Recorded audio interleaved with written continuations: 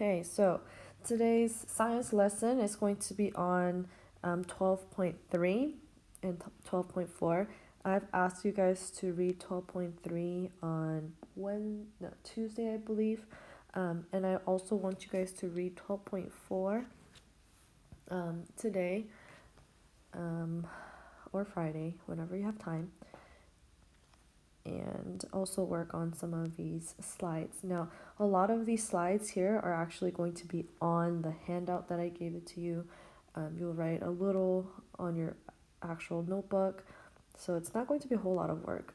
I know some of you guys already worked on these handouts, the small handouts. If you don't have it, I have it uploaded on Google Classroom.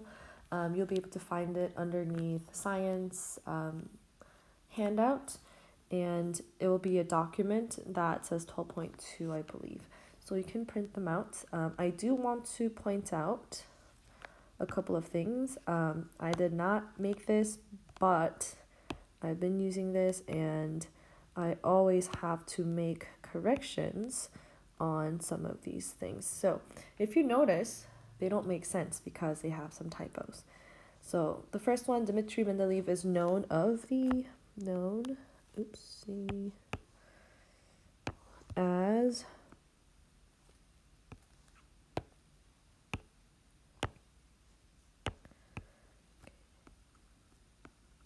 okay, it's fine if you just put it on the top, fix it as and then I have a blank.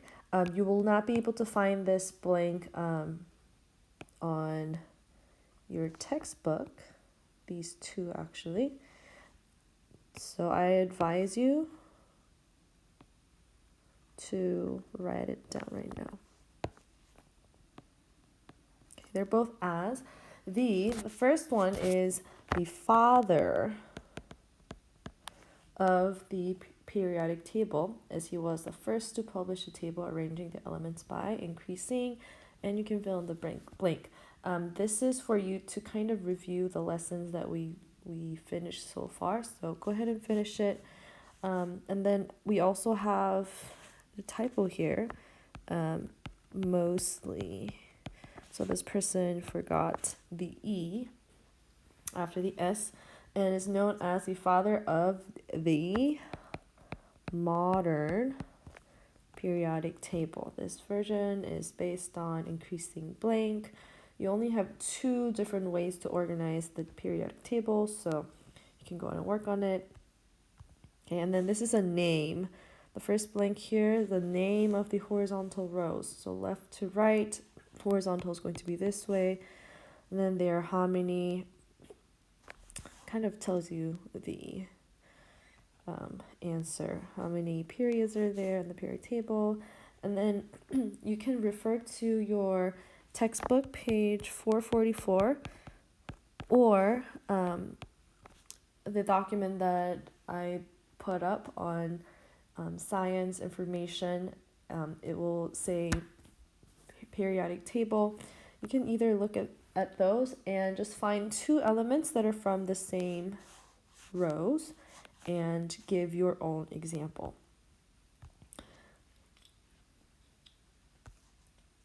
And this one is also the names blank or blank. You have two names are the vertical columns, and there are how many blanks. I will tell you one of them because we did not cover it in class, I forgot. So first one, blank or, the other one is going to be called families. So they are each called different families. They have similar characteristics.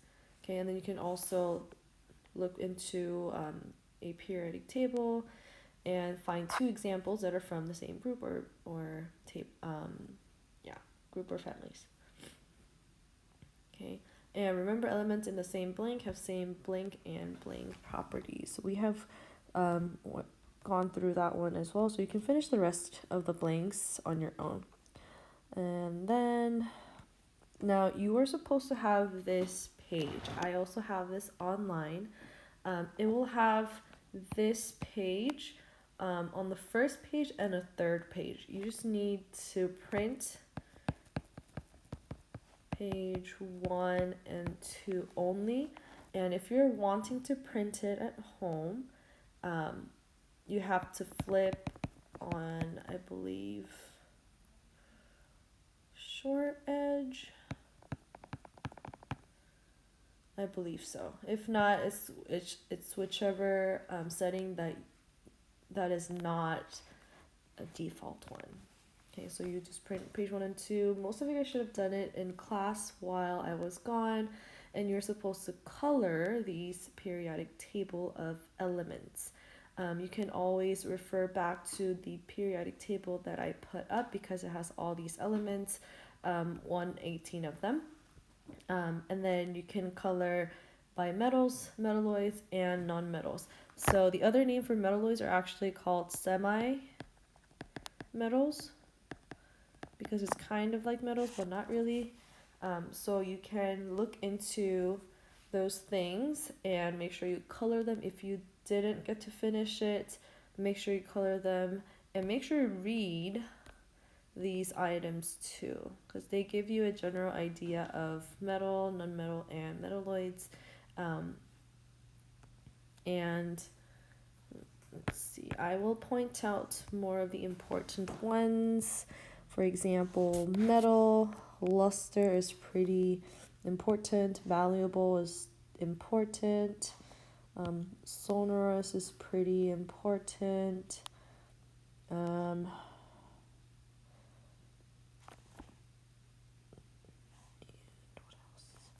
Ductile, they're all pretty important. Solid and room temperature, except for mercury.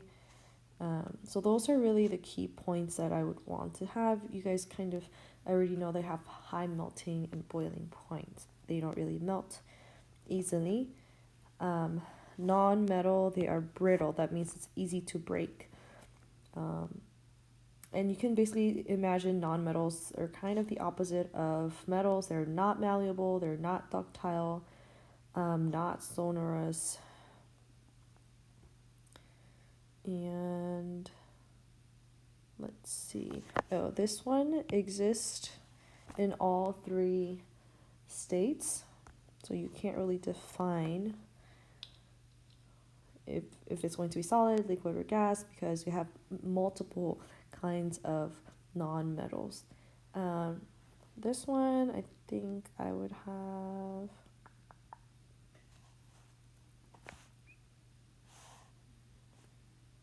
Just know they're kind of opposite. I guess not malleable, not ductile, not sonorous.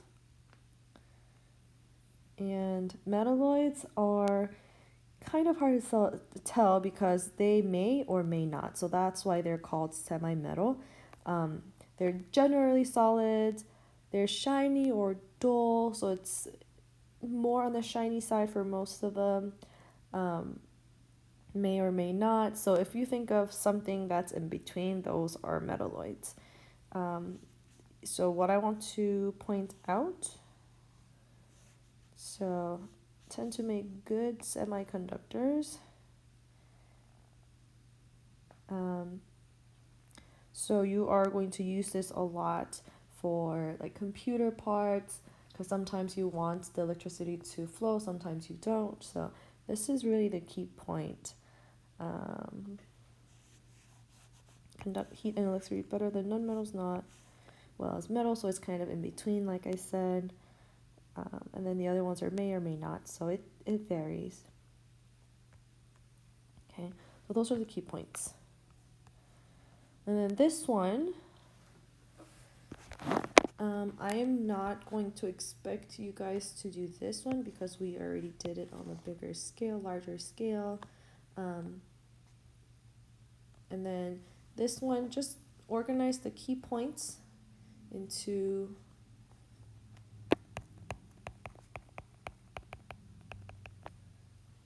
okay. So you can put some examples of metals. Okay, examples. And then properties. So you can use any of the properties that you read here, especially the one that I highlighted. Make sure you put it on the properties section. Okay, same thing for non-metals, excuse me, and metalloids. You can fill in the review part. Hopefully you remembered. And then now this part is going to be a little different. This is a full page.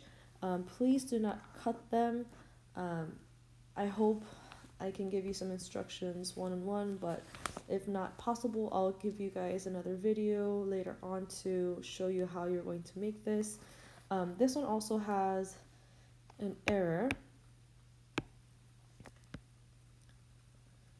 For transition metal, it's going to be from 3 to 12, not 13. So you can change that. The other ones are correct. You do not have every single group here.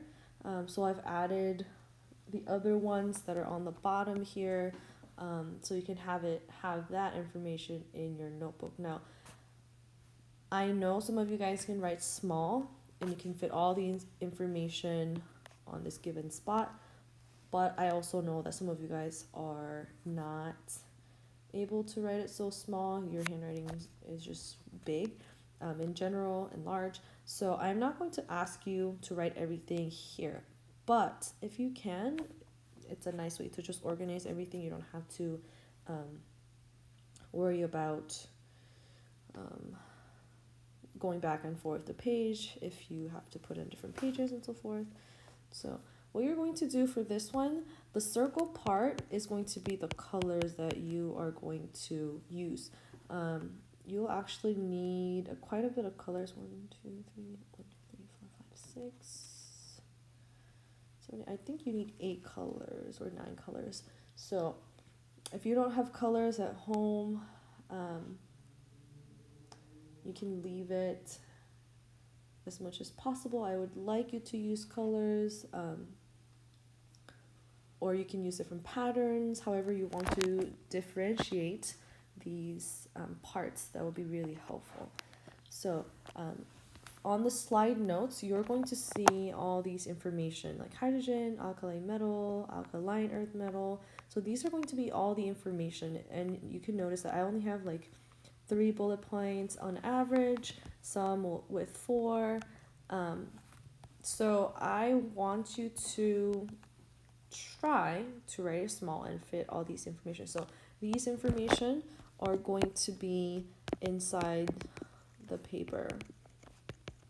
Okay, if you can. If you can't, that is fine. If you can't, that is fine.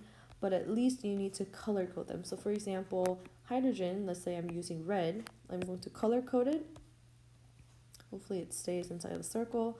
And then I'm going to color code my hydrogen. Okay, and then so forth. Hydrogen is the only one that's going to have one element. Hydrogen is different from the rest of the other elements, so it does not go well with the other patterns. And then you can continue, let's say alkaline metals, and then it says group 1, so you're going to color this whole thing with orange, and then group 2 like this. So you're just going to color code it. Like I said, if you don't have colors, try to use patterns. So for example, if I don't have anything, the only one is pen or pencil, a single color, then I can say hydrogen, I'm going to leave it blank. Alkali metals, I'm just going to put like lines across. So I'm just going to put 3 lines across.